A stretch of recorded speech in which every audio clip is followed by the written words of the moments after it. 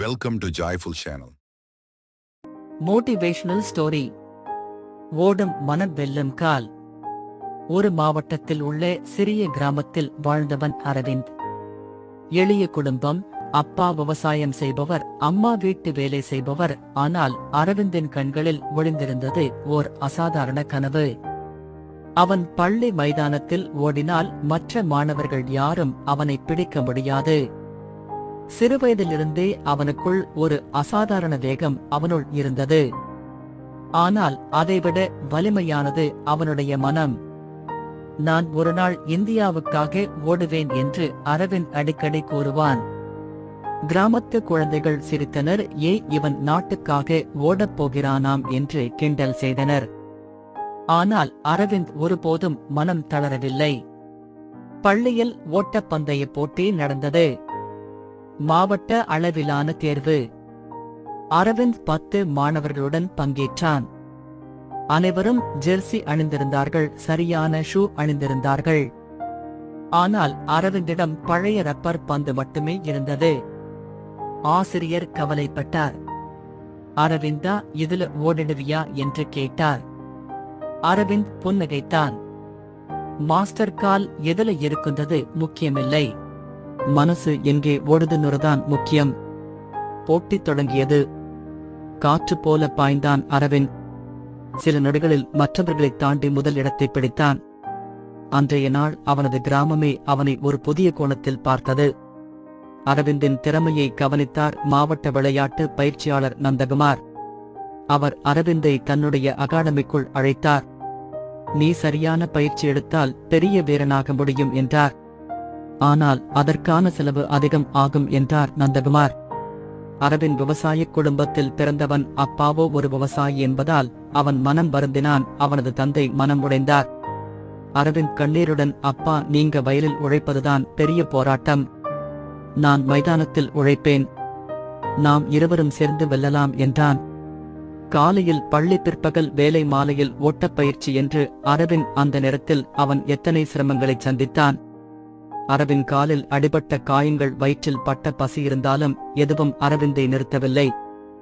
மாநில அளவிலான போட்டியில் அரவிந்த் உற்சாகமாக பங்கேற்றான். முதல் 200 மீட்டர் அவன் முன்னிலையில் இருந்தான். ஆனால் திடீரென்று அவனுக்கு கால் வலித்தது. அவன் தரையில் விழுந்தான். மற்றவர்கள் எல்லாம் முன்னேறினார்கள். பார்வையாளர்கள் சலசலத்தனர். அரவிந்தின் கண்களில் நீர். அவன் ஒரு நிமிடம் எழுந்து நிற்க முடியாமல் இருந்தான். அந்த நொடியில் பயிற்சியாளர் குரல் கேட்டது. அரவிந்தா, வெற்றி இல்லாவிட்டாலும் முன்னால் முடியும் வரை ஓடு, பாதியில் நிற்காதே என்றார். அந்த வார்த்தை அவனுள் தீப்பொறி போல எரிந்தது. கால் வலிக்க உடல் சோர்ந்திருந்தாலும் அவன் மீண்டும் எழுந்து மெதுவாக ஓடத் தொடங்கினான். இறுதியில் கடைசி இடம் வந்தாலும் அனைவரும் எழுந்து கைத்தட்டினர். ஏனெனில் அவன் விட்டுவிடவில்லை. அந்த தோல்விதான் அரவிந்தின் பெரிய வெற்றியின் துவக்கம். அவன் உணர்ந்தான், வெற்றி என்பது இடத்தை பெறுவதல்ல, மனதை விட்டுவிடாமல் தொடர்வதுதான். அவன் இன்னும் அதிகம் பயிற்சி செய்தான். மழையிலும் வெயிலிலும், இரவிலும், காற்றிலும் ஓடினான். ஒவ்வொரு நாளும் அவன் மனம் அவனது கால்களை வெல்லச் செய்தது. அம்மா அடிக்கடி, மகனே, உன் உடம்பையும் நீ கவனிக்கணும் என்று கவலைப்பட்டாலும் அரவிந்த் சிரித்துக் கொண்டே, அம்மா, உடம்பு தளரலாம், ஆனால் மனசு தளரக்கூடாது என்றான். 3 வருட உழைப்பிற்கு பின் அரவிந்த் தேசிய அளவிலான ஓட்டப்பந்தயத்தில் தேர்வு செய்யப்பட்டான். இப்போது அவனிடம் நல்ல ஷூ, ஜெர்சி மற்றும் அனுபவம் இவை எல்லாம் இருந்தது. ஆனால் முக்கியமாக அவனிடம் இருந்தது மனவலிமை. போட்டி நாள் ஆயிரக்கணக்கான பார்வையாளர்கள் போட்டியை காண வருகை தந்தன. அனைவரும் ஆவலுடன் பார்த்துக் கொண்டிருந்தனர்.